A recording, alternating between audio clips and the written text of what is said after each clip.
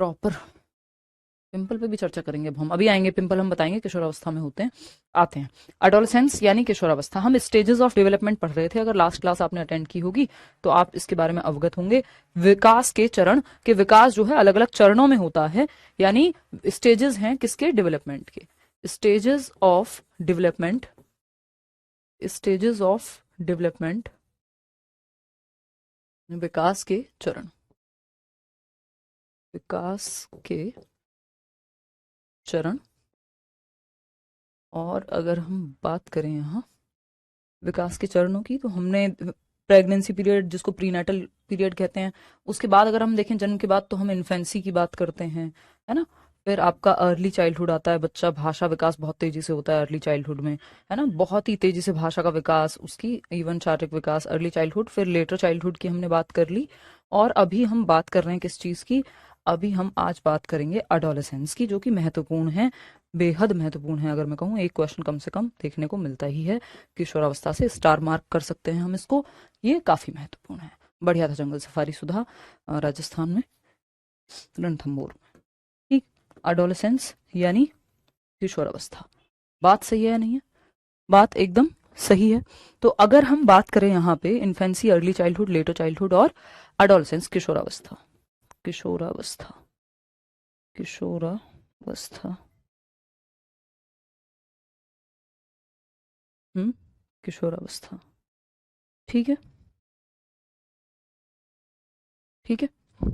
अब किशोरावस्था की जब हम बात कर रहे हैं यहाँ, तो देखा ये जो स्टेजेस हैं ये जनरल मार्कर्स हैं, यानी सामान्य तौर पे बांटी हुई है, लेकिन कई बार ये कहा जाता है कि ये भी जो चाइल्डहुड की संप्रत्यय है, चाइल्डहुड की अवधारणा है, चाइल्डहुड का कॉन्सेप्ट है।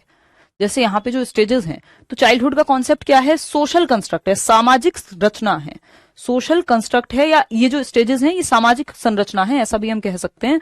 क्यों? क्योंकि जरूरी नहीं है कि एक संस्कृति में, एक देश में जैसा अनुभव बाल्यावस्था को लेकर या चाइल्डहुड को लेकर के एक व्यक्ति का या बच्चे का है, वैसा ही सेम दूसरे देश में या दूसरी संस्कृति में भी होगा, या अडोलेसेंस को लेकर के भी सेम जो है दृष्टि होगी समाज की, जरूरी नहीं है।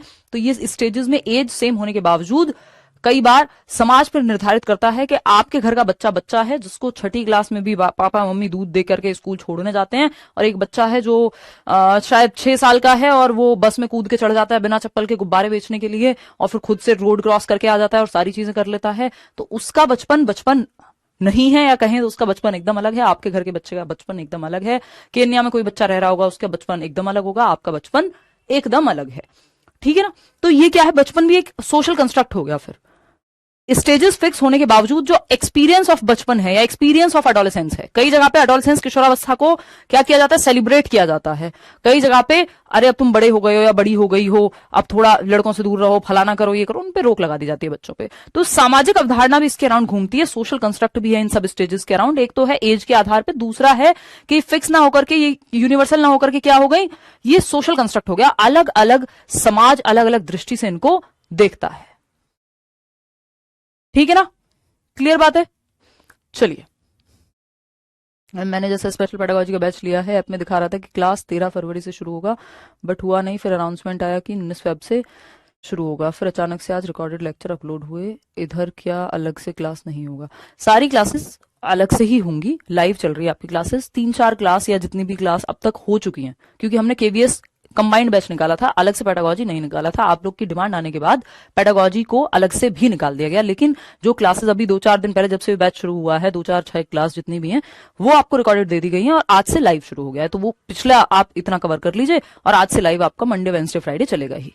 ठीक है ना। बैच वो 13 से शुरू हुआ है, लेकिन उसमें अपलोड क्लास नहीं हुई होंगी। हाँ, मेरी क्लास में आप अच्छे से अटेंड कर लेंगे, प्रीवियस ईयर करा देंगे हम आपको, या मतलब खुद से करेंगे आप प्रीवियस ईयर, लेकिन कुछ कुछ क्वेश्चंस में बीच में कराऊंगी या शीट वगैरह देंगे, उतना इनफ हो जाएगा, मोर देन, अगर उसको आप अच्छे से कर लें। तो एक तरफ तो ये है कि ये एजेस में बांटा हुआ है हमने स्टेजेस में, जन्म से 2 वर्ष इन्फेंसी, 2 से 6 अर्ली चाइल्डहुड जिसको पूर्व बाल्यावस्था कहते हैं, फिर 6 से 12 जो है उत्तर बाल्यावस्था कहते हैं, 12 से 18 की अगर हम बात कर रहे हैं तो ये किशोरावस्था है आपकी। तो ये एजेस में बटे होने के बावजूद भी सामाजिक कंस्ट्रक्ट भी इसमें काम करता है। प्रीनेटल स्टेज मैंने यहां लिखा नहीं है क्योंकि वो गर्भ से पहले की अवस्था है, लेकिन आप चाहें तो लिख सकते हैं। इस पर चर्चा हम पिछली क्लास में कर चुके हैं, जिन्होंने ना देखी हो वो प्लीज देख लीजिएगा। चलिए शुरुआत करते हैं किशोरावस्था की। इससे पहले की कहानी हम अब तक की क्लासेस में कर चुके हैं। किशोरावस्था एक स्टेज है डेवलपमेंट की, बहुत ही इंपॉर्टेंट है, बहुत ही तूफानी काल है। 12 से 18 वर्ष हम इसको जनरली मान करके चलते हैं। 12 से 18 वर्ष हम इसको टीनेज भी कह देते हैं कई लोग, है ना। और अगर हम कह रहे हैं किशोरावस्था की, जब हम बात कर रहे हैं, यहाँ एक सेकेंड रुकना, किशोरावस्था की अगर हम बात कर रहे हैं, देखना, किशोरावस्था की जब हम बात कर रहे हैं, यानी अडोलेसेंस की जब हम बात कर रहे हैं, अडोलेसेंस, अडोलेसेंस यानी किशोरावस्था, किशोरावस्था। और अगर हम बात करते हैं, एक तो जो जनरल एज का जो एज फ्रेम है, टाइम फ्रेम है, वो हम 12 से 18 वर्ष रखते ही हैं। WHO की माने, अगर वर्ल्ड हेल्थ ऑर्गेनाइजेशन की अगर हम माने, तो ये क्या है, 10 से 19 वर्ष का बच्चा भी यहां आ जाएगा, 10 to 19 ईयर्स ऑफ एज।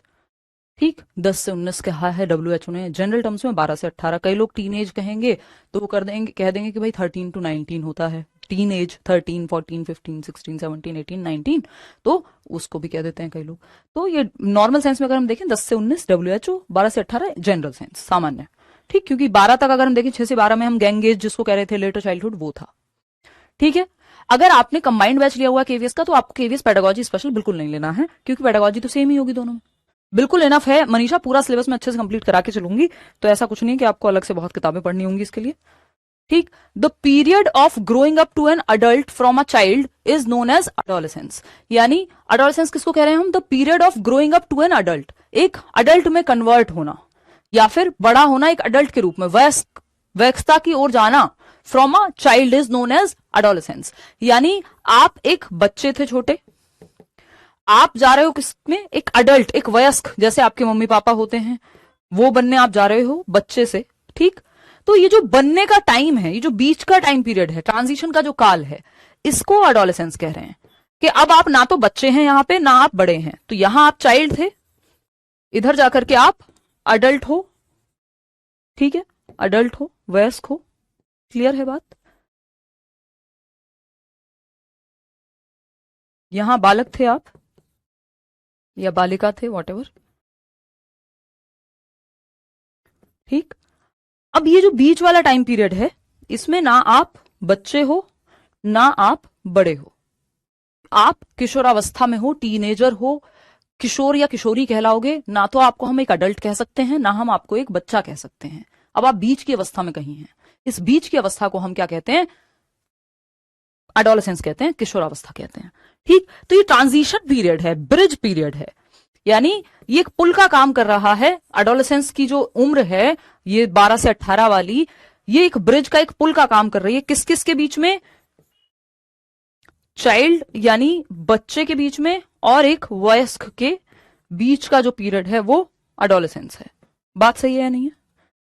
चलिए, बहुत खुशी की बात है। तो एक बच्चे से वयस्क होने की अवधि को किशोरावस्था के रूप में जाना जाता है। बच्चे से वयस्क होने की अवधि को किशोरावस्था के रूप में जाना जाता है। तो बच्चे से जब आप एक वयस्क बन रहे हो, इतनी बात क्लियर है हमको।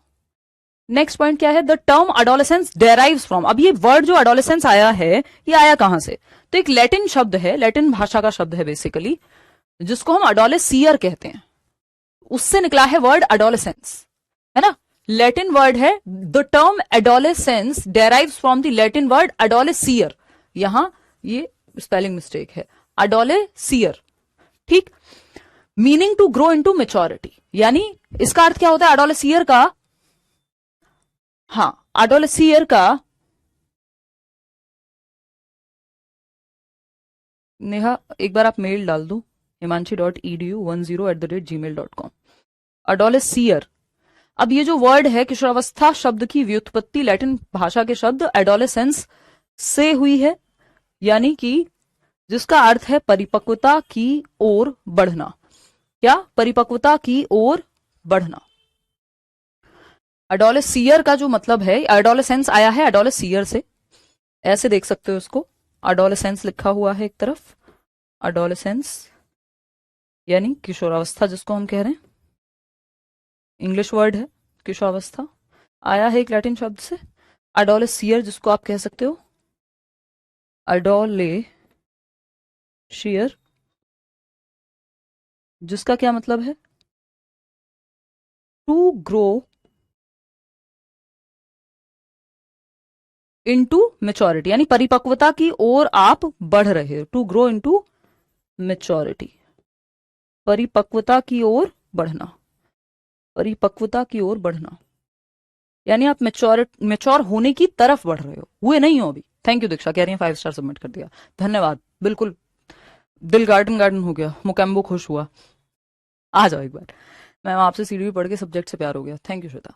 देखिए, नहीं अलग से कुछ नहीं पढ़ना, बैच अच्छे से पढ़ लो आप, मल्टीपल टाइम्स रिवाइज कर लो, क्वेश्चंस लगा लो, प्रीवियस ईयर कर लो, इसके अलावा कुछ और सोचने की जरूरत नहीं है। इतना तो करो अच्छे से कि दिमाग में सेट हो जाए। यही दिमाग में सेट ना हो तो आप कितना भी नया पढ़ लो, दुनिया से अलग पढ़ लो, कोई फायदा नहीं है, क्योंकि बेसिक से जब हिल गए आपके, जो सिलेबस में इंपॉर्टेंट था वही नहीं पढ़ा, तो फिर इधर उधर भागते रहो, उसका कोई फायदा नहीं है।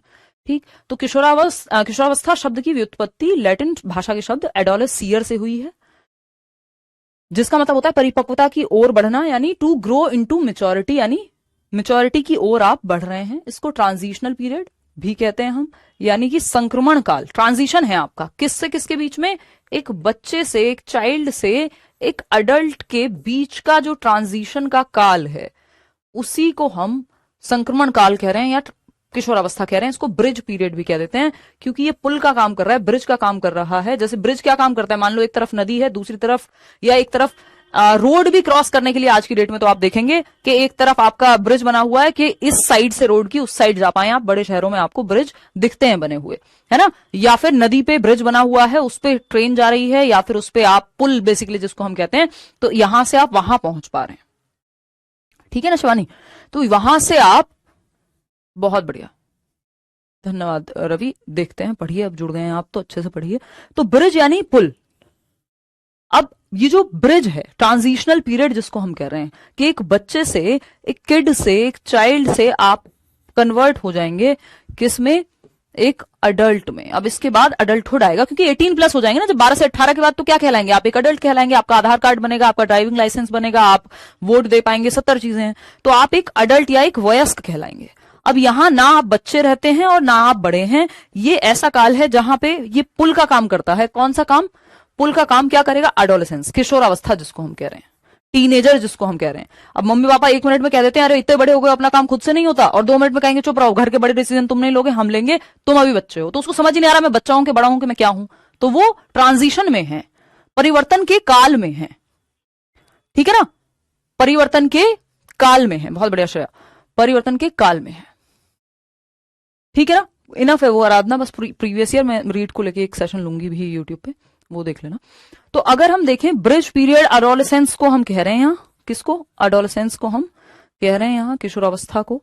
और अगर देखा जाए तो ये संक्रमण काल है, तो ये ब्रिज है, दोनों के बीच में पुल है, ट्रांजिशनल पीरियड है, परिवर्तन का काल है, जहां से ट्रांजिशन हो रहा है एक बच्चे में। अगर वैसे मेरे पास एग्जांपल है, जैसे आपने देखा होगा मूवी, वो शायद भेड़िया में भी दिखाया गया है। भेड़िया मूवी मैंने देखी नहीं है, बट मुझे आइडिया है कि ऐसा ही है। उसमें कुछ ट्रेलर वगैरह में देखा होगा कि वो जो वरुण धवन है, वो भेड़िया से इंसान में कन्वर्ट होते हैं, इंसान से भेड़िया में। या फिर बहुत ही अच्छा एग्जाम्पल श्रीदेवी को याद कीजिए, नागिन, नगीना, जो भी इस तरह की मूवीज पुराने जमाने में आया करती थी, अगर कोई इतना पुराना व्यक्ति है, या वो जो सीरियल आता था नागिन टाइप का, कि वो जो एक्ट्रेस है वो कन्वर्ट हो जा रही है ह्यूमन में, और इंसान से, लड़की से वो सांप बन जा रही है, फिर से स्नेक बन जा रही है। इसका मतलब ट्रांजिशन हो रहा है, परिवर्तन हो रहा है। ठीक, या जैसे उसमें होता है आपका वेम्पायर डायरीज, एक सीरियल होता है अंग्रेजी का, तो वो वेम्पायर से ह्यूमन बनते हैं, ह्यूमन से वेम्पायर में ट्रांजिशन करते हैं, और वो ट्रांजिशन टफ होता है, मतलब उल्टा तो नहीं होता। एक बार अगर ह्यूमन से मर के जो है वो ट्रांजिशन होता है उनका वेम्पायर में, तो वो वैसा है। एनीवेज, तो ट्रांजिशनल पीरियड यानी संक्रमण काल, चेंज का, परिवर्तन का काल है, कुल मिलाकर के बात ये है। पीरियड ऑफ चेंज है, पीरियड। और परिवर्तन हमेशा मुश्किल होता है, चाहे वो आंदोलन से आए, क्रांति बेसिकली मुश्किल होती है। पीरियड ऑफ ट्रांजिशन या चेंज, पीरियड ऑफ चेंज कह लीजिए आप, परिवर्तन का काल कह लीजिए। देखते हैं। Broadly 2 types of changes are there, यानी मुख्य रूप से एक प्यार की कहानी, हाँ सबको याद आ रहे हैं, वो 1-1 करके कुछ तो था, वो एक सीरियल, मतलब एक चैनल हुआ करता था, मेरे को भी याद है, छोटी थी तब मैं। नागिन तो ऑलमोस्ट सब ने देखा ही होगा, अगल बगल ही रहते हैं ऐसे लोग, वाह वाह वाह, हैं? बहुत मजे आ रहे हैं फालतू बातों में, इतना भी सच नहीं बोलना था। आ जाओ इधर, देखो एक बार इस अब कैसे चेंजेस हो रहे होते हैं इस स्टेज में। तो broadly two types of changes are there. वैसे तो बहुत सारे परिवर्तन हो रहे होते हैं, बट उन सभी परिवर्तनों को हम दो कैटेगरी में, हाँ पीडीएफ मिलेगा, डोंट वरी, एक दो दिन रुक जाओ, मिल जाएगा। दो कैटेगरी में डिवाइड कर सकते हैं हम उन परिवर्तनों को। वो कौन से, यानी बहुत सारे परिवर्तन है लेकिन दो कैटेगरी में बांट सकते हैं। क्या है, या तो वो बायोलॉजिकल चेंजेस हैं, बायोलॉजिकल को हम जैविक या शारीरिक परिवर्तन भी आप एक तरह से कह सकते हो, जो आपकी बायोलॉजी, आपके जेनेटिक मेकअप की वजह से हो रहे हैं। तो जैविक परिवर्तन या फिर मनोवैज्ञानिक परिवर्तन, मनोवैज्ञानिक परिवर्तन, मनोवैज्ञानिक परिवर्तन, मनोवैज्ञानिक परिवर्तन। ठीक है बात, मनोवैज्ञानिक परिवर्तन, इतनी बात क्लियर है। तो बायोलॉजिकल प्लस साइकोलॉजिकल, दो प्रकार के परिवर्तनों, मतलब दो कैटेगरीज में हम डिवाइड कर सकते हैं। बायोलॉजिकल चेंजेस बोले तो, बायोलॉजिकल चेंजेस बोले तो जैविक परिवर्तन, यानी आपकी बायोलॉजी में कि आप पीरियड्स शुरू हो रहे हैं महिलाओं के लिए, यानी फीमेल्स के लिए मेंस्ट्रुएशन साइकिल, मेल्स में दाढ़ी आ रही है ना, और टेस्टिस, ओवरीज, ये सब तो होते ही हैं। तो सेक्सुअल, प्राइमरी और सेकेंडरी सेक्सुअल कैरेक्टरिस्टिक्स भी डेवलप होते हैं इस स्टेज में। प्यूबर्टी हिट करती है, यौवनावस्था जिसको हम कह रहे हैं। और साइकोलॉजिकल भी हाइट बढ़ रही है, अचानक से आवाज में चेंजेस आ रहे हैं, मेल फीमेल सब में होते हैं। तो बायोलॉजिकल चेंजेस हैं कुछ तो, और कुछ है साइकोलॉजिकल चेंजेस। साइकोलॉजिकल कैसे हैं, बहुत ज्यादा इमोशंस में उतार चढ़ाव है ना, सोच में एक बदलाव आ रहा है, क्रांति की भावना, ये सब आता है। तो साइकोलॉजिकली भी बहुत सारे चेंजेस हैं, और फिजिकली या बायोलॉजिकली तो चेंजेस हैं ही। इतनी बात क्लियर है। चलिए आगे बढ़े। 5 major areas of physical growth, यानी 5 मुख्य प्रकार किसके, शारीरिक वृद्धि के, शारीरिक वृद्धि के, शारीरिक वृद्धि के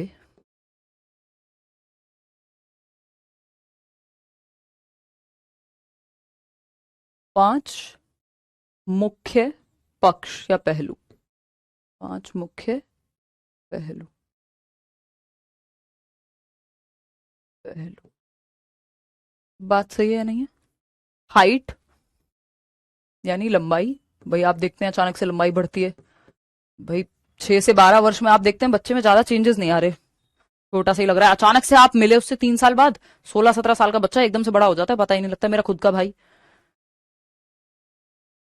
आज से 4 साल पहले, जब वो शायद कितना 10-11 साल का था, और एकदम से जैसे ही वो 13 क्रॉस किया उसने, एकदम बड़ा दिखने लगा, छोटा सा लगता था। टीन एज, आपने खुद में भी ये अनुभव किया ही होगा, अचानक से हाइट बढ़ जाती है, बड़े हो जाते हैं बच्चे। तो लंबाई में परिवर्तन आता है, यानी हाइट में चेंजेस। वेट में चेंजेस, वेट बोले तो वजन जो है, वजन भी बढ़ता है या घटता है, जो भी हाइट के रेशो में बेसिकली। तो हाइट और वेट में चेंजेस आ रहे होते हैं, बड़ा दिखता है आपको। इवन मास जो है गेन करेगा बच्चा तो बढ़ेगा वो भी। शोल्डर वेड्थ, आप देखेंगे पहले भाई शोल्डर वेड्थ यानी कंधों की चौड़ाई, तो छोटा सा था मान लो बच्चा, बच्चा दिखता था। अब वो जब हाइट वेट बढ़ा है और ब्रॉड हुए शोल्डर्स, तो आपको लगता है बड़ा है बच्चा, व्यक्ति बड़ा हो गया, है ना। तो कंधों की चौड़ाई, कंधों की, कंधों की चौड़ाई, ठीक है जी। नेक्स्ट है आपका हिप विड्थ, यानी जो हिप्स हैं, जिसको आई थिंक नितंब बोलते हैं, तो हिप विड्थ भी बढ़ेगी। बेसिकली बच्चा बड़ा हुआ है तो फिर सब कुछ ही बढ़ेगा। मसल स्ट्रेंथ, आपकी मांसपेशियों में जान आती है, मांसपेशियों में, मांसपेशियों में क्षमता का बढ़ना, बढ़ना। हार्मोनल चेंजेस, हार्मोनल चेंजेस क्या है भाई, कोई कह रहा प्यार की एक कहानी में होता है वैम्पायर। हाँ इतना ही सिलेबस भी याद कर लो, सब याद है, इतने पुराने पुराने सीरियल्स भी। देखिए लिप्सा, आइए हार्मोनल, वेलकम है आपका जिनकी भी पहली क्लास है। हार्मोनल चेंजेस, हार्मोनल चेंजेस क्या होते हैं भाई, हार्मोन्स के लेवल पे चेंजेस हो रहे हैं। बहुत सारे हार्मोन्स होते हैं हमारी बॉडी में जो सीक्रेट करते हैं अलग अलग टाइम पे अलग अलग तरह से। फीमेल्स में एस्ट्रोजन, मेल्स में हम अगर स्पर्म और इन सब की बातें कर लें तो हार्मोनल बहुत सारे परिवर्तन हो रहे होते हैं। वैसे भी अगर हम देखेंगे तो बहुत सारे चेंजेस हो रहे होते हैं जो हार्मोनल लेवल पे हमारे अंदर होते हैं अडोलेसेंस में, क्योंकि प्यूबर्टी हिट कर रही है, यानी सेक्सुअल मेच्योरिटी आ रही है। तो बहुत सारे हार्मोन सीक्रेट होंगे, सीक्रेट क्या हो गया मुझे, हाँ मतलब उसका मतलब ये श्राव होगा कई सारे हॉर्मोन्स का, है ना। अब वो वर्ड मेरे दिमाग से निकल रहा है, सिक्रेशन बोलते हैं, हाँ तो हॉर्मोन्स का सिक्रेशन होगा। सेक्सुअल मैचुरेशन यानी लैंगिक परिपक्वता, अब इस जिसमें बच्चा जो है लैंगिक रूप से या सेक्सुअली परिपक्व होगा, और प्राइमरी और सेकेंडरी सेक्सुअल कैरेक्टरिस्टिक्स आएंगे। फीमेल्स में मेंस्ट्रुएशन साइकिल यानी पीरियड्स का आना, मेल्स में दाढ़ी मूंछ आ रही हैं, और बहुत सारी चेंजेस, उनकी आवाज में परिवर्तन, है ना, और ये सारी चीजें हो रही होती हैं। तो ये फिजिकल चेंजेस हैं जो दिख रहे हैं, या शरीर में परिवर्तन है बेसिकली, दिखे ना भी तो। हाइट, वेट, शोल्डर वेट यानी आपके शोल्डर्स की, कंधों की चौड़ाई, हिप वेट, मसल स्ट्रेंथ आ रही है। अब आप देख रहे हैं पहले से ज्यादा चीजें, अब वो बड़ा हो जाता है। आप पहले छोटा था तो पंजा लड़ाइए तो हार भी जाएगा, अब नहीं हारेगा आसानी से। हार्मोनल चेंजेस हो रहे हैं, सेक्सुअल मैचुरेशन आ रही है, तो ये बहुत सारे परिवर्तन बच्चे में हो रहे होते हैं इस दौरान।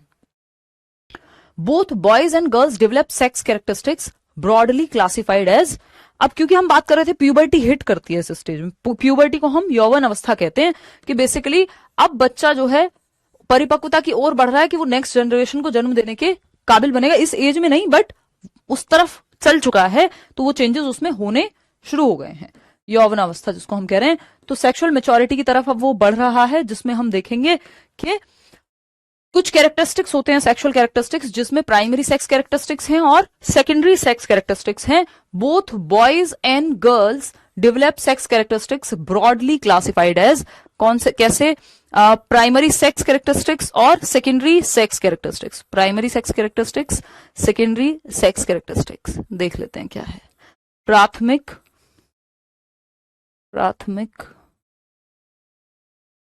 लैंगिक लक्षण, प्राथमिक लैंगिक लक्षण और गौड़ लैंगिक लक्षण।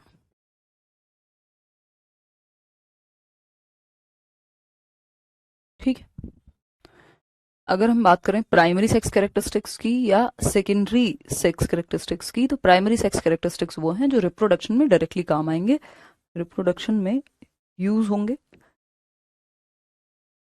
ठीक, जैसे टेस्टिकल्स और ये आपका PNS for that matter, females में मतलब डायरेक्टली जो आपके रिप्रोडक्टिव ऑर्गन्स हैं, अगर मैं एक शब्द में कहूं तो वो यहां आ जाएंगे, किसमें, प्राइमरी सेक्स कैरेक्टरिस्टिक्स में, जो रिप्रोडक्शन में यूज हो रहे हैं डायरेक्टली, रिप्रोडक्टिव ऑर्गन्स जिनको हम कह रहे हैं। ठीक है, और अगर हम बात करते हैं ये सेकेंडरी हैं जो डायरेक्टली जो है रिप्रोडक्शन में यूज नहीं हो रहे हैं, बट इनडायरेक्टली कह लीजिए, इनडायरेक्टली तो क्या ही, बेसिकली डायरेक्टली इन्वॉल्वमेंट नहीं है रिप्रोडक्शन में, बट ये चेंजेस हैं जो आपकी बॉडी में हो रहे होते हैं because of hormonal changes and other purposes के लिए। जैसे फीमेल्स में ब्रेस्ट साइज का बढ़ना, या फिर मेल्स में उनकी डीप वॉइस हो जाती है ना, दाढ़ी मूंछ का आना, तो ये सेकेंडरी सेक्स कैरेक्टरिस्टिक्स में आए, सॉरी सेकेंडरी सेक्स कैरेक्टरिस्टिक्स में काउंट होगा, क्योंकि डायरेक्टली जो रिप्रोडक्शन में पार्ट यूज में नहीं आ रहा, जैसे टेस्टिस, ओवरीज, ये सब प्राइमरी सेक्स कैरेक्टरिस्टिक्स हैं। सेकेंडरी वो हैं जो इनडायरेक्टली सेकेंडरी पार्ट्स हैं बेसिकली, वो क्योंकि डायरेक्टली इन्वॉल्व नहीं है, जैसे दाढ़ी मूंछ का बढ़ना या ब्रेस्ट साइज का बढ़ना या फिर आवाज में चेंजेस, इनका डायरेक्टली रिप्रोडक्शन से कोई ताल्लुक नहीं है, बट ये कहीं ना कहीं दिखा रहे हैं कि हाँ भाई मेच्योरिटी आ गई है, इसलिए सेकेंडरी सेक्स कैरेक्टरिस्टिक्स हम इनको कह रहे हैं कि वॉइस डीप हो जाती है एंड ऑल। तो ये है प्राइमरी और सेकेंडरी सेक्स कैरेक्टरिस्टिक्स। नेक्स्ट है the period of sexual maturity, यानी लैंगिक परिपक्वता या लैंगिक परिपक्वता आ रही है बच्चे में। The period of sexual maturity and reproductive capacity is called puberty. Reproductive capacity क्या है भाई, यौन परिपक्वता और प्रजनन क्षमता की अवधि को यौवन कहा जाता है, यानी अब रिप्रोडक्टिव कैपेसिटी बच्चे में बिल्ड हो रही है। अब बच्चा क्या, अब तो वो बड़ा हो गया है। और प्यूबर्टी किसको कहते हैं, बेसिकली प्यूबर्टी की डेफिनेशन है, क्या है प्यूबर्टी की, हाँ कर सकते हो मानी, नहीं तो मोस्ट ऑफ द थिंग्स तो वैसे ही रहेंगी क्योंकि सिलेबस चेंज नहीं हुआ है।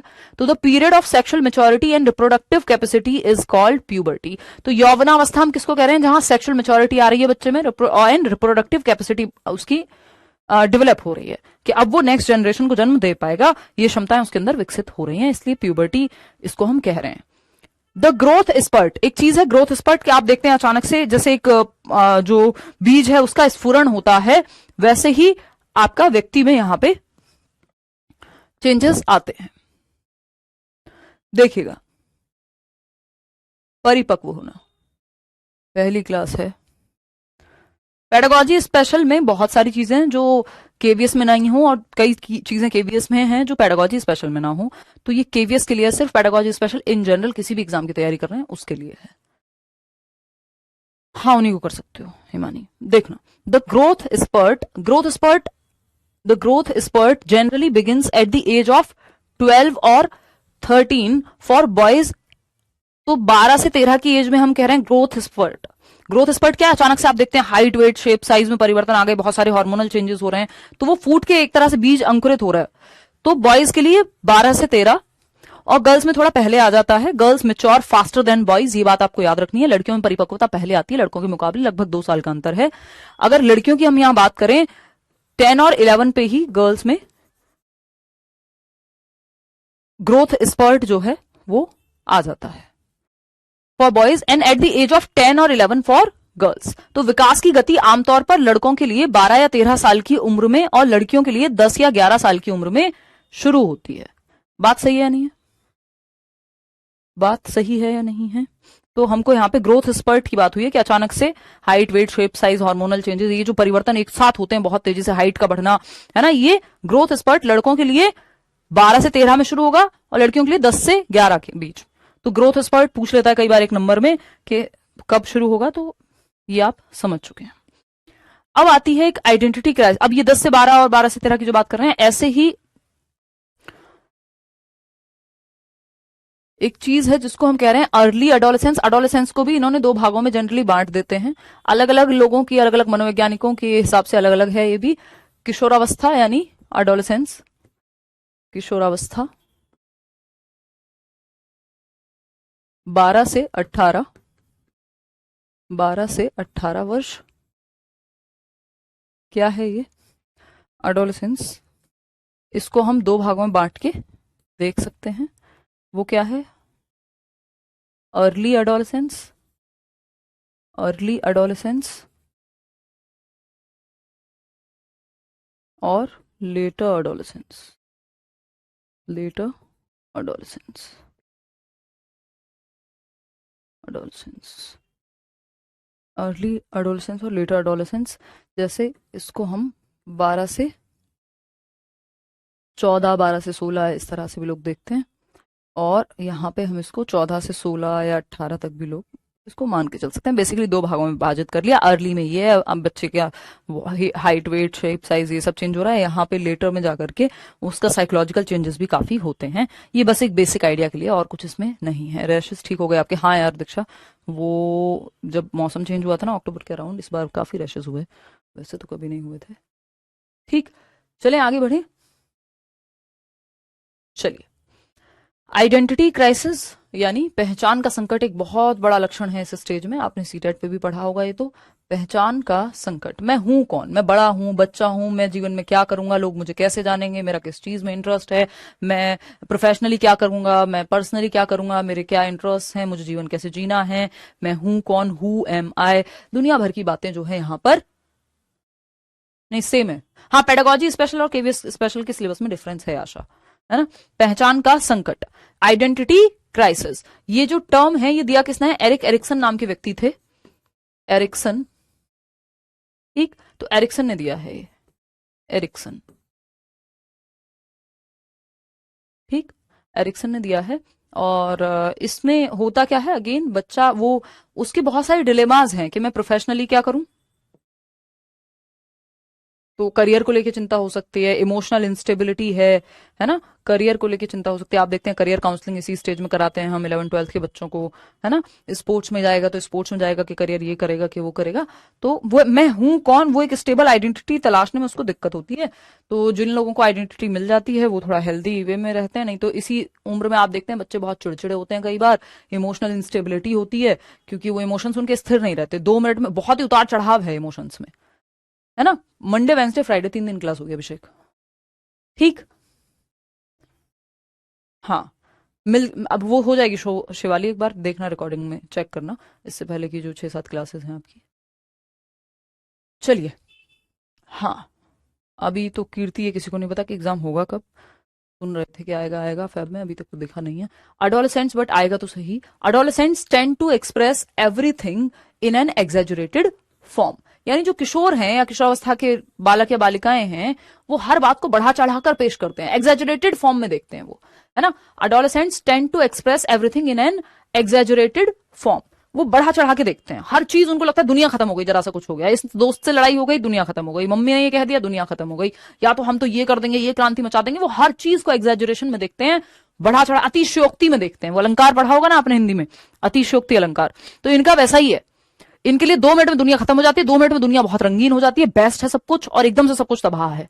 तो ये एक्सट्रीम्स में देखते हैं चीजों को, है ना, एग्जेजरेटेड फॉर्म में। जितनी रियलिटी अच्छी नहीं है उससे ज्यादा अच्छी दिखेगी, जितनी खराब नहीं है उससे ज्यादा खराब दिखेगी, मतलब एक्सट्रीम में दिखती है। तो ये हर बात को बढ़ा चढ़ा करके पेश करते हैं। अरे तुम्हें पता है, अरे तुम्हारे पास ये बाइक है, अरे हमारे फलाने जी के पास तो ये बाइक है, मतलब थोड़ा सा एग्जेजरेशन, फेंकूबंदी आ जाती है आम भाषा में अगर मैं कहूं तो। एज पर डेविड, बट ये बहुत ही डिफिकल्ट काल है, ये ध्यान रखिएगा। एडोलेसेंस को कहा जाता है कि ये period of stress and storm है। अडोलेसेंस डिफिकल्ट पीरियड है, हम इसका कितना भी मजाक उड़ाएं, या मतलब मजाक तो क्या, हम तो आम बातें कर रहे हैं, लेकिन अडोलेसेंस की अगर हम बात करें या किशोरावस्था की बात करें तो ये डिफिकल्ट एज है अपने आप में। किशोरावस्था 12 से 18 वर्ष। अगर हम बात करें, ये क्या है, period of stress and storm, period of stress and storm, ठीक। तनाव एवं तूफान का काल है, तनाव एवं तूफान का काल है, तूफान का काल है, ठीक है। यानी period of stress and storm है। किसने कहा है? ये स्टैनली हॉल नाम के एक व्यक्ति थे, स्टैनली हॉल। एडोलसेंस पे इन्होंने बहुत काम किया।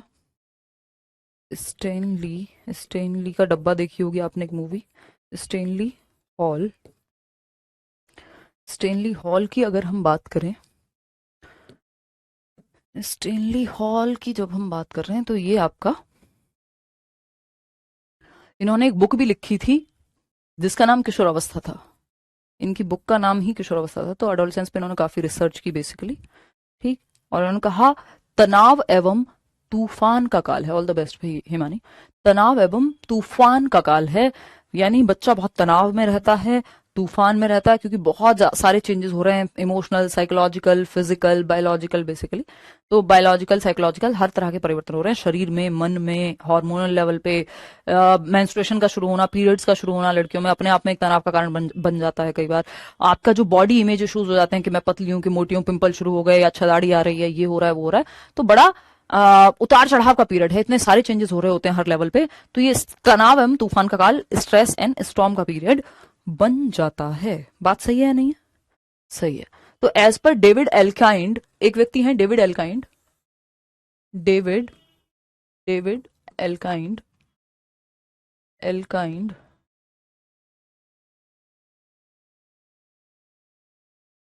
उनके अनुसार अगर हम देखें, उन्होंने एक टर्म दिया है एडोलेसेंट ईगोसेंट्रिज्म।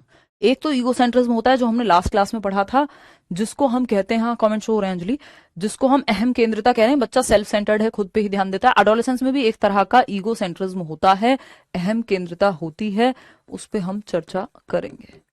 अहम केंद्रित होता है यानी स्व केंद्रित होता है, अगर मैं कहूं क्या है, जो बच्चा है वो स्व केंद्रित है, स्व केंद्रित होता है, ठीक। इमेजिनरी ऑडियंस, अब ये एडोलेसेंट ईगोसेंट्रिज्म में 2 फैक्टर्स हैं, 2 चीजें हैं जिससे मिलकर के ये बनता है एडोलेसेंट ईगोसेंट्रिज्म। देखते हैं एक बार।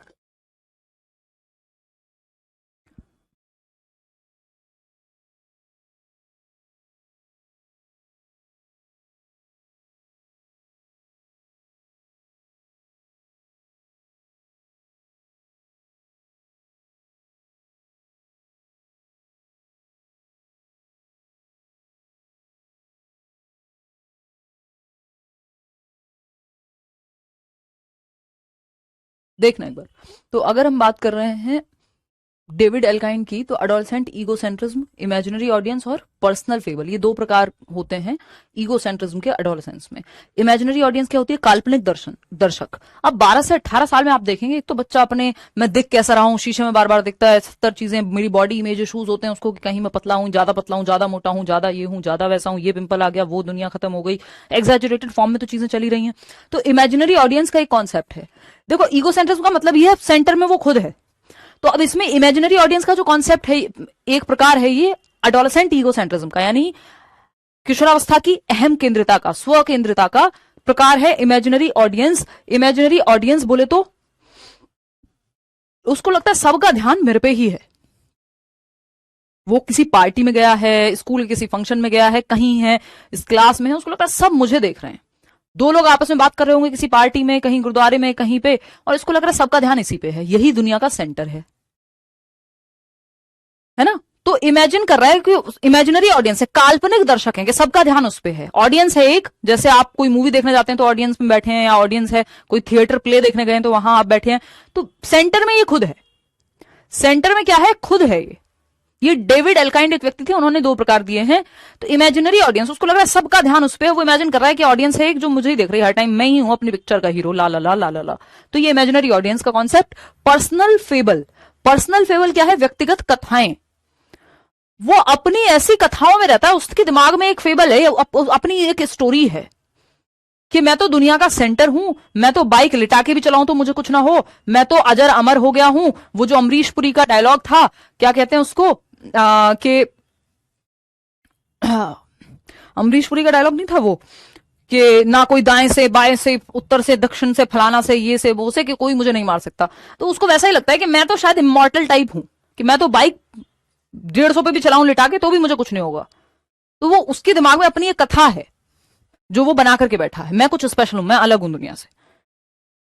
चलो खैर, इतना तो होना भी चाहिए कि बस, मतलब इतना नहीं कि बाइक आपको चोट लग जाए और आप ये मानो ही ना कि मुझे थोड़ी लगेगी। बट हाँ, ये वाला कि ठीक है, स्पेशल तो हर इंसान को अपने बारे में महसूस कर लो, क्या दिक्कत है, स्पेशल भी और नॉर्मल भी। खैर वो एक अलग कहानी है। ईटिंग डिसऑर्डर्स, खाने से रिलेटेड कुछ डिसऑर्डर्स हैं, कुछ विकार हैं जो इस अवस्था में यानी एडोलसेंस में पाए जाते हैं।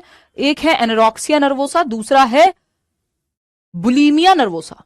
एनोरेक्सिया नर्वोसा और बुलीमिया नर्वोसा पूछ लिए जाते हैं ये सब एक एक नंबर में। एनोरेक्सिया नर्वोसा, एनोरेक्सिया नर्वोसा में क्या होता है, स्पेशली गर्ल्स में या फीमेल्स में ये देखने को मिलता है, खाना छोड़ देंगी, डाइटिंग पे चली जाएंगी, उनको लगता है कि मेरा वेट बढ़ रहा है, चाहे नॉर्मली वेट एकदम नॉर्मल हो, बट फिर भी खाना छोड़ दिया, क्यों? क्योंकि वेट बढ़ रहा है, उनको लग रहा है कि उनका फिगर जो है वो खराब हो रहा है, तो वो खाना छोड़ देते हैं, फास्टिंग पे चले जाएंगे। Fasting, dieting, whatever you want to call it. तो इंसान जितना न्यूट्रिशन की जरूरत है, कई बार वो भी नहीं मिल रहा फास्टिंग के चक्कर में, क्योंकि उनको लग रहा होता है, ये एक तरह का डिसऑर्डर है। फास्टिंग हो गई कि वहां खा ही नहीं रहे जितनी जरूरत है, बुलीमिया में खाए जा रहे हो, तो बुलीमिया बी से है, इसी से बिंज भी याद रख लेना। बिंज का मतलब होता है लगातार, जैसे बिंज वॉच करते हैं लोग आजकल, कि एक टीवी सीरीज शुरू की और एक एपिसोड से दूसरा एपिसोड सारे के सारे जब तक खत्म नहीं कर देंगे उठ नहीं रहे हैं, 8-8 10-10 घंटे बैठे रह रहे हैं। आप मत करना, आपको तैयारी करनी है, नौकरी लेनी है, आपका समय बेहद महत्वपूर्ण है। इससे अच्छा कहीं एक्सरसाइज कर लो, टाइम कहीं और लगा लो, घर में बैठ के गप्पे मार लो थोड़ी देर, जो रियल लाइफ एक्टिविटी है वो कर लो, बजाय कि स्क्रीन में बैठे रहने के। क्योंकि आजकल आपको पढ़ाई भी स्क्रीन पे ही करनी है, और हमारे लिए भी एज टीचर्स हमारे लिए भी यही दिक्कत है। और मैं तो बहुत अवॉइड करती हूँ। अभी मैं 4 दिन छुट्टी पे थी, मैंने बहुत कोशिश की है। कोशिश क्या की है, मतलब बाय डिफॉल्ट ही मेरा हो जाता है। मैं तो उस स्टेज पे आ चुकी हूँ पिछले 8 साल में, इतना स्क्रीन पे काम कर लिया। अब मैं कमेंट पढ़ती हूँ तो भी स्क्रीन है, पढ़ा रही हूँ तो भी स्क्रीन है, पीपीटी बनती है तो लैपटॉप पे बनती है, आपके कमेंट्स चेक कर रही हूँ तो फोन में चेक कर रही हूँ, कहीं से कुछ आ रहा है, टीम से कनेक्टिविटी है तो वो स्क्रीन पे है, यहाँ खुद को देख रही हूँ कैमरा में तो भी वो स्क्रीन है, लाइट्स हैं दुनिया भर की। तो तामझाम पूरी जिंदगी जो है स्क्रीन के अराउंड ही हो गई है। कई बार आप पीडीएफ पढ़ रहे होते तो भी स्क्रीन पे ही पढ़ रहे हो। तो इस चक्कर में मेरा तो इतना एग्जॉशन पॉइंट आ चुका है कि मैं तो अब बाहर जाती हूँ, ये कई सालों से हो रहा है। पहले तो फिर भी बहुत, क्योंकि चलता ही रहता था, काम इतना ज्यादा था। अब तो मैं खुद ही स्लो डाउन किया हुआ है बाय चॉइस, कि मैं कम ही काम करूंगी, शांति से, थोड़ा सा शांति चाहिए जीवन में। तो वो वैसा है कि मेरे को छोड़ने, मतलब मैं देखना ही नहीं चाहती क्या चल रहा है दुनिया में। अगर मैं बाहर गई हूँ, ट्रिप पे गई हूँ, सफारी पे गई हूँ, कहीं और गई हूँ ट्रिप पे, तो मैं चाहती हूँ यार मैं आसपास यहाँ देखूं, यहाँ लोग क्या कर रहे हैं, बजाय कि फोन में बैठने के। तो वो एक चीज है। हाँ, तो कोशिश ये करनी है कि बिंज वॉच या कोई सीरीज देखने की बजाय जब आपकी तैयारी का टाइम है, तो आप क्योंकि क्लासेस भी ऑनलाइन ले रहे होते हो, कई बार पीडीएफ टेस्ट, मॉक टेस्ट वगैरह दे रहे होते हो, तो वो सब आप क्या कर पाओ, उसके अलावा जब आपको मौका मिल रहा है तो आप या तो रियल लाइफ में जुड़ पाओ किसी के साथ, या तो आपके पेरेंट्स हो, दोस्त हो, फोन पे ही बात कर लो चाहे किसी से, है ना, या कुछ ऐसा कर पाओ, कुछ खेल लिया, जिम चले गए, कुछ योगा कर लिया, कुछ भी जो हो सके जो रियल लाइफ से कनेक्टेड हो। खैर, ये ज्ञान मैंने आपको दे दिया फ्री फंड में, बट ये है बात यहाँ पे बुलिमिया और एनोरेक्सिया नर्वोसा की, इनको हिंदी में भी यही कहेंगे।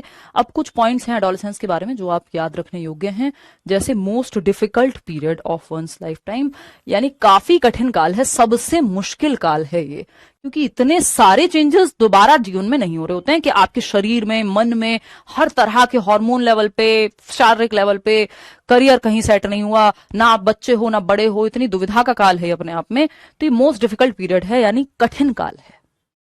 क्या है? कठिन काल है।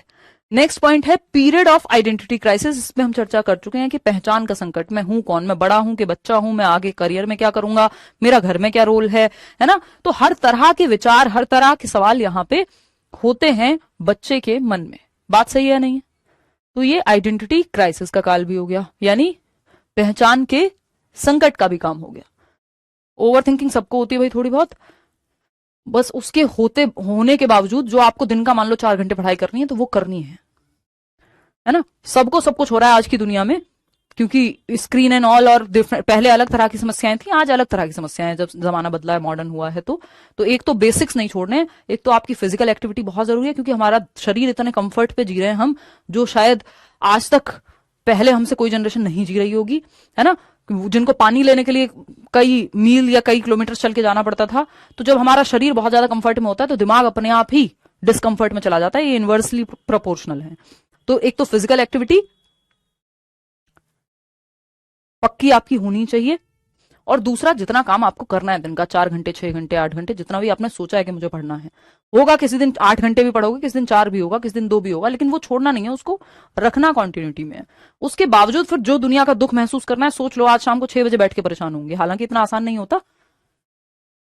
अच्छी हैंडराइटिंग बनी, आपकी हैंडराइटिंग सुधार हुआ, सुधार नहीं, ये तो यहाँ पे सॉफ्टवेयर का प्रॉब्लम है और खराब हुई है, ये स्टूडियो चेंज होने के बाद सॉफ्टवेयर ठीक ही नहीं हो पाया है वो, बट हाँ काफी सुधार हुआ था ये कह सकते हैं, बट आजकल तो ये सॉफ्टवेयर का प्रॉब्लम है। I want some counselling that how can I prepare for KVS TGT maths, I am housewife, how much time I have to devote to in study. Urmi, इसके लिए आप अलग से जो है या तो मेल कर दीजिए, बाकी इसमें सिंपल है, आप प्रीवियस ईयर देखिए और देखिए कि इंटरनेट पे कहाँ से आप मैथ्स पढ़ सकते हैं या खुद से पढ़ सकते हैं, क्या आता है, पेडागोजी आपकी यहाँ से कवर हो जाएगी। इंग्लिश हिंदी के लिए प्रीवियस ईयर एक बेसिक किताब ले लो, कोई बहुत ज्यादा ऐसा नहीं है कि आपको कुछ दुनिया से अलग करना है। मैम आप जिम जाते हो? जिम जाती हूँ, अभी इस महीने में 6 दिन गई हूँ मैं, अब जाना है, मतलब बेसिकली मेरा जिम ही रेनोवेशन पे था बहुत महीनों से, और बीच में मैं ऐसा है कि महीने में 15 दिन, 10 दिन, 3 महीने मैंने योगा किया, और खुद की एक्सपीरियंस, मतलब मैं कोशिश करती हूँ। बट ट्रांजिशनल स्टेज, परिवर्तन का काल, ट्रांजिशन का तो हमें पता ही है कि बच्चे से बड़े में, ब्रिज पीरियड भी हम इसको कह ही रहे हैं, ठीक, इतना तो हमको पता ही है। अच्छा, इसको एक और कहते हैं दहलीज कहते हैं हम इसको, अभी आएगा आगे, दहलीज कहते हैं। बेसिकली दहलीज क्या होता है? दहलीज इज योर, ये थ्रेशोल्ड है, क्योंकि यहीं पे बताना जरूरी है, ये ब्रिज और ट्रांजिशन पीरियड के साथ साथ, क्योंकि यहाँ पे आपको याद रह जाएगा, इसी से जुड़ा हुआ है। ब्रिज पीरियड यही एक इंपॉर्टेंट पार्ट होता है कि अगर आप थोड़े से भी एक्सपीरियंस टीचर से पढ़ रहे हैं, तो वो आपको, अगर सच में अच्छा टीचर है, कुछ लोग तो खैर कॉपी करके ये चीज सीख जाते हैं, वो भी अच्छी बात लगती है मुझे, तो चलो सीख लिया तो कोई बात नहीं, लेकिन ये मैं बहुत करने की कोशिश करती हूँ हमेशा से ही कि जो चीजें जहां बतानी चाहिए वहां बताएं, और ये आपको एक्सपीरियंस टीचर करके दे पाएगा कि जहां जो चीज इंपॉर्टेंट है, ताकि कनेक्ट होके याद रख पाओ आप। ऐसा नहीं है कि कुछ भी अनरिलेटेड फेंक दिया आपके सामने, ऐसे तो सारी इंफॉर्मेशन फिर किताबों में भी है आजकल, तो कनेक्टेड हो जिससे चीजें याद रह पाए, ठीक। तो ब्रिज यानी पुल काल कह लीजिए आप। दूसरा हम इसको कह रहे हैं transitional period, transitional period, transitional period यानी संक्रमण काल, संक्रमण काल। क्या है संक्रमण काल? और यहीं पे एक चीज आएगा जिसको हम कहते हैं थ्रेशोल्ड, दहलीज, दरवाजा, थ्रेशोल्ड पीरियड। थ्रेशोल्ड पीरियड किस चीज के लिए? थ्रेशोल्ड पीरियड कहां से, यानी दरवाजा है, चौखट है, from childhood to adolescence, childhood to adulthood, बीच में जो चौखट है, जो दरवाजा है, जैसे आप मंदिर में भी एंट्री कर रहे हैं तो मंदिर के इस बाहर, मंदिर के दरवाजे के बाहर दुनिया है और अंदर क्या है, मंदिर है, यानी अडोलसेंस है, और जब बाहर निकलेंगे तो अडल्टहुड निकलेगा। ये खैर गलत हो गया थोड़ा एग्जांपल, ये यहां पे लागू नहीं हो पाएगा, बट इट्स लाइक ट्रांजिशन होके निकलेंगे आप। यहां पे आप चाइल्डहुड से इसमें अडोलसेंस में गए, ट्रांजिशन हुआ, आप बने वेम्पायर। और ठीक, तो ट्रूएंसी होती है कि स्कूल से पलायनवाद, भागने की, बंक मारने की, और ये सारी चीजें, हाँ ये होती हैं इस स्टेज में। तो चाइल्डहुड की जब हम बात करें, थ्रेशोल्ड पीरियड यानी चौखट वाला टाइम है, दहलीज पे, है ना, गानों में बहुत यूज होता है ये वर्ड दहलीज, ठीक है। दरवाजा अगर मैं कहूं तो दरवाजा है किशोरावस्था, किसके लिए, बाल्यावस्था से वयस्कावस्था की तरफ जाने की ओर, वयस्कावस्था की ओर जाने के लिए, बाल्यावस्था से वयस्कावस्था की ओर जाना, यहीं पे आएगा। देखो हिमानी कह रही है सारा दिन तो क्लास में निकल जाता है, फिर एक्स्ट्रा टाइम में एग्जॉस्टेड हो जाते हैं। देखो जब आप क्लास ले रहे हो ना, और आपको पता है आप दिन की 4 क्लास ले रहे हो, वो क्लास लेके रिवाइज कर लो उस दिन का उसी दिन, मोर देन इनफ है। सब कुछ एक साथ नहीं करना है कि मैं तो मॉक भी उसी दिन लगाऊंगी, मैं तो रिवीजन भी, मैं तो नोट्स भी, मैं तो फलाना भी, मैं तो ये भी। अगर क्लास अटेंड कर रहे हो तो 4 घंटे पढ़ लिया है आपने, 2 घंटे और पढ़ लो, भाई जिसकी जैसी कैपेसिटी है, लेकिन कम से कम ये बेयर मिनिमम मैं बता रही हूँ, एक्स्ट्रा कितना भी कर लो कि जितनी क्लासेस अटेंड किए उनका रिवीजन कर लो उसी के उसी दिन, एक बार नजर तो मार लो कि ये पढ़ा था। समझ रहे हो, ये नहीं है कि क्लास वाले दिन ही आपको सब कुछ कर देना है, सारा कुछ उसी दिन उड़ा देंगे, नहीं। तो ये ट्रांजिशनल पीरियड भी है, चौखट या दहलीज, या इसको हम थ्रेशोल्ड पीरियड भी कहते हैं। Face adolescents face adjustment issues, इनको समायोजन में समस्याएं होती हैं। समायोजन क्या है, जो समाज है, जो दुनिया है, जो ये है, उसके साथ अडेप्ट नहीं कर पा रहे हैं। आपने दहलीज लिखा, मैं गाना गाने लगी, वेरी गुड सुधा। डोरेमोन वाला दरवाजा है, हाँ कह सकते हो कि कुछ और ही निकलेगा फिर बन के। तो फेस इसके अंदर गए, यानी चाइल्डहुड से इस दरवाजे के अंदर गए जिसको अडोलसेंस कह रहे हैं, तो अडल्ट बन के निकलोगे, ठीक। ये दरवाजे की कहानी थी, ठीक है जी। एनीवेज, फेस एडजस्टमेंट इश्यूज यानी समायोजन की समस्याएं होती हैं बच्चों को, यानी सेटल होने की समाज में। जो एनवायरमेंट, बहुत लड़ाइयां आपको देखने को मिलेंगी माँ बाप से, क्योंकि इनकी अपनी एक सोच बन रही होती है, ये अलग तरह से देख रहे हैं दुनिया को, माँ बाप का अलग सेटअप है, हर चीज से इनको क्वेश्चन मार्क या शिकायत होती है। तो जो है और जो मन में है वो उसके साथ एडजस्टमेंट में प्रॉब्लम आती है। हाँ, मॉरल वैल्यूज का डेवलपमेंट खूब होता है यहाँ पे, अपने विचार लेकर के आएगा वो। तो फेस एडजस्ट, ऐसा कोई डेवलपमेंट नहीं है या कोई चेंज नहीं है जो इस अवस्था में नहीं हो रहा। तो फेस एडजस्टमेंट इश्यूज, समायोजन की समस्याएं होती हैं, एनवायरमेंट में एडजस्ट करने की दिक्कत इनको होती है, बहुत लड़ाइयां, बहुत सारी तकलीफें, बहुत सारी क्रांतियां इस उम्र के बच्चे, इस उम्र के लोग लाते हैं। फिर आता है next mood swings. Mood swings क्या है भाई, बच्चे के मूड में परिवर्तन बहुत तेजी से आ रहा है, क्योंकि बहुत सारे हार्मोनल चेंजेस हो रहे हैं। 1 मिनट में आप देखेंगे खुश हो गया, 1 मिनट में गुस्सा आ जाएगा। तो बिकम अग्रेसिव एट टाइम्स, कई बार अग्रेसिव भी या आक्रामक भी हो जाता है व्यवहार, चिड़चिड़े होते हैं, है ना। इमोशनल इंस्टेबिलिटी है कुल मिलाकर के, इसको ऐसे लिख सकते हो, ये बहुत बार पूछा जा चुका है। Emotional instability, emotional damage basically इस अवस्था में देखने को मिलता है। मजाक कर रही हूँ, है ना, वो इंटरनेट पे चलता था ना। हाँ हिमानी कोई बात नहीं। इमोशनल इंस्टेबिलिटी, स्टेबिलिटी नहीं है ये, इंस्टेबिलिटी, इन लगा दिया मतलब स्टेबिलिटी की कमी है। तो सामवेगिक अस्थिरता, सामवेगिक अस्थिरता,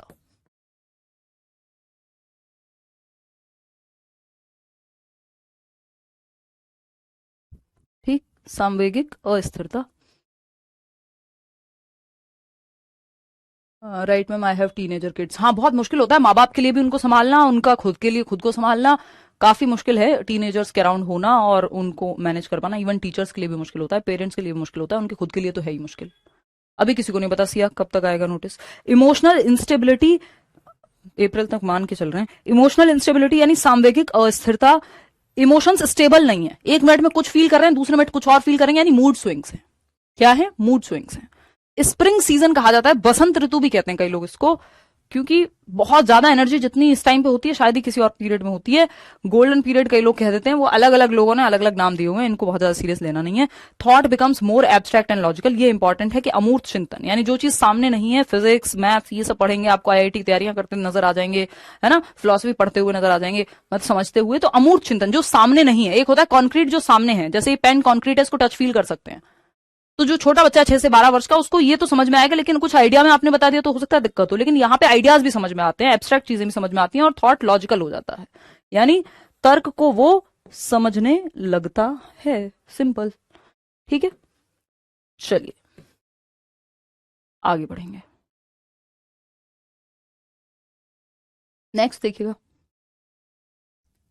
थ्रेशोल्ड टू अडल्टहुड। ये बात हम अभी कर चुके हैं, जो हमने ब्रिज पीरियड और ट्रांजिशन के साथ साथ पढ़ी थी। वयस्क अवस्था की दहलीज है, यानी अडल्टहुड के का दरवाजा है कि जहां से आप अडोलसेंस से अडल्टहुड में जाते हैं, एक अडल्ट बन जाएंगे, फिर आपका आधार कार्ड भी होगा, आप वोट भी देंगे, आप ड्राइविंग लाइसेंस भी होगा, सब कुछ होगा। Is a time of unrealism. इस अवस्था में यानी अडोलसेंस में अवास्तविकता का समय कहा जाता है इसको, यानी थोड़ा अनरियलिस्टिक बातें कई बार वो कर सकता है, अपने ही दुनिया में वो रह सकता है, इमेजिनरी दुनिया में कई बार वो रह सकता है, ठीक। मैक्सिमम डेवलपमेंट ऑफ इंटेलिजेंस, बुद्धि का सर्वाधिक विकास यहां तक हो चुका होता है। हालांकि कुछ पार्ट्स हैं जो आपके ब्रेन के प्री फ्रंटल कॉर्टेक्स है, पीएफसी बोलते हैं, वो 25 साल की उम्र तक होती है विकसित। बट अगर हम स्कूल लेवल पे देखेंगे तो आज तक अडोलसेंट में मैक्सिमम लेवल, बाकी सारी स्टेजेस से मैक्सिमम लेवल ऑफ इंटेलेक्ट यानी बुद्धि का अच्छा खासा विकास हो चुका है। अब आप उसको फिजिक्स पढ़ा लीजिए, केमिस्ट्री पढ़ा लीजिए, कोई और सब्जेक्ट पढ़ा लीजिए, जो मुश्किल आपको लगता हो वो पढ़ पाएगा। डेवलपमेंट ऑफ लीडरशिप यानी ठीक ठाक दिमाग का विकास उसका मैक्सिमम हो चुका है। ये क्वेश्चन आया हुआ है। डेवलपमेंट ऑफ लीडरशिप क्वालिटीज, नेतृत्व के गुणों की क्षमता भी यहां पे विकसित होती है।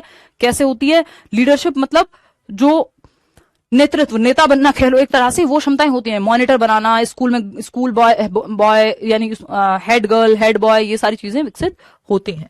डे ड्रीमिंग, डे ड्रीमिंग क्या है? दिवा स्वप्न, यानी दिन में खुली आंखों से सपने देखता है, वो अपने फैंटेसी वर्ल्ड में रहता है ना, वो अपनी एक दुनिया, एक दिन में वहां जाऊंगा, ये करूंगा, फैंटेसी, खुली आंखों से सपने देखता है वो, दिवा स्वप्न, डे ड्रीमिंग। कि अरे पता है मैं तुमको ये करूंगा तो जब मैं चांद पे जाऊंगा तो ऐसे होगा, मतलब जो भी ठीक है, इस अवस्था की कैरेक्टरिस्टिक है इस अवस्था का। इमोशनल इंस्टेबिलिटी, सामवेगिक अस्थिरता, इमोशंस स्टेबल नहीं होते, ये हम कर ही चुके हैं। लैक ऑफ इमोशनल स्टेबिलिटी भी आप इसको लिख सकते हो ब्रैकेट में, lack of emotional stability, lack of emotional stability यानी सामवेगिक या इमोशंस की स्थिरता में कमी है ना। पीयर इन्फ्लुएंस, सहपाठियों का बेहद इन्फ्लुएंस होता है, जो उसके यार दोस्त फ्रेंड्स हैं। पीयर्स मतलब सेम एज के लोग, चाहे वो उसकी मौसी के बच्चे हों, चाहे वो उसकी बुआ जी के बच्चे हों, वो बेसिकली जो उसके सेम एज के बच्चे हैं, चाहे वो उसके दोस्त आस पड़ोस के हों, स्कूल के हों, किसी फिटनेस क्लब जाता है वहां हो, है ना। टेंडेंसी ऑफ हीरो वर्शिप यानी वीर पूजा की प्रवृत्ति, वीर पूजा की प्रवृत्ति यानी उसको लगता है कोई उसका हीरो है, कोई किसी एक्टर को वो फॉलो करता है, किसी यूट्यूबर को फॉलो करता है आज के जमाने में, तो उसको लगेगा वो बेस्ट है, और वो जैसा हेयर कट कराता है मैं भी ऐसा ही कराऊं, जो बात वो कह रहा है वो सही है, जिस ब्रांड को खरीदने को उसने कह दिया वो सही है, जैसी बाइक वो चलाता है वही चाहिए, तो हीरो वर्शिप, वीर पूजा। डेवलपमेंट ऑफ क्रिमिनल टेंडेंसी यानी आपराधिक प्रवृत्ति का विकास भी कई बार इसी उम्र में देखने को मिलता है, कि अगर सही से सही माहौल नहीं मिला या हो सकता है कि वो गलत राह पे चला जाए, तो इस टाइम पे बच्चों का, पेरेंट्स का, मतलब बच्चों के साथ या एडोलसेंट्स के साथ टीचर्स और पेरेंट्स का इन्वॉल्व होना बहुत जरूरी है, उनका दोस्त की तरह बनना बहुत जरूरी है, ताकि वो चीजें शेयर कर पाए। डेवलपमेंट ऑफ क्रिमिनल टेंडेंसी यानी आपराधिक प्रवृत्ति का विकास। तो ऐसा हो सकता है कि आप जो देखते हैं यहाँ पे ट्रुएंसी होती है, स्कूल छोड़ के भाग जाते हैं, पलायन जिसको हम कहते हैं, बेसिकली वो इस अवस्था में कई बार देखने को मिलता है कि आप क्या कर रहे हैं, इसको ऐसे देख सकते हो कि बंक मारना एंड ऑल। और दूसरा कई बार ऐसे क्राइम्स वगैरह भी आ जाते हैं सामने, जैसे आप कुछ साल पहले सुना होगा एक टीचर को ही मार दिया कुछ बच्चों ने, और इस तरह की बहुत खतरनाक चीजें होती हैं कई बार, कि अगर वो क्रिमिनल टेंडेंसी, चोरी हुआ, कुछ और हुआ, वो विकसित हो जाएंगी अगर सही माहौल नहीं मिला तो, है ना। वोकेशनल, इवन बीड़ी, सिगरेट, पान, तंबाकू, ये सब मतलब नशों में भी इन्वॉल्व होने की टेंडेंसी इस समय पे होती है। वोकेशनल एंग्जाइटी, तो ध्यान ज्यादा रखना होता है बेसिकली इस टाइम बच्चों का। वोकेशनल एंग्जाइटी यानी व्यावसायिक चिंता। वोकेशनल एंग्जाइटी है क्या करेंगे जीवन में, क्या काम करेंगे, कौन सी जॉब में जाएंगे, क्या सब्जेक्ट पढ़ेंगे, मैथ्स लें, साइंस लें, ह्यूमैनिटीज लें, क्या लें, पता नहीं। तो ये वोकेशनल एंजाइटी भी होती है, व्यावसायिक चिंता भी होती है कि करियर में क्या करना है आगे। तो ये भी इसी अवस्था में होती है। ब्रिज पीरियड के रूप में आप इसको भी देख सकते हैं। अब ये हम अगली क्लास में करेंगे। इस पे कुछ क्वेश्चंस भी हैं जो मुझे कराने हैं, क्योंकि ये टॉपिक अलग से आपका दिया हुआ है, जरूरी है। मैम हीरो वर्शिप में तो मैं आपको रखती हूँ। अरे यार मत रखो, बहुत ही भारी टर्म है, बड़ा मुश्किल हो जाता है, क्योंकि हर इंसान में कुछ कमियां होती हैं। और जब हम हीरो वर्शिप कर रहे होते हैं तो हम उसकी कमियां नहीं देखते हैं, या फिर हमें जरा सी भी कमी दिखती है तो फिर हम कहते हैं कल तक हम पूजा कर रहे थे, फिर हम सीधे गालियां देते हैं। तो इससे अच्छा है सीखिए। वैसे टीचर्स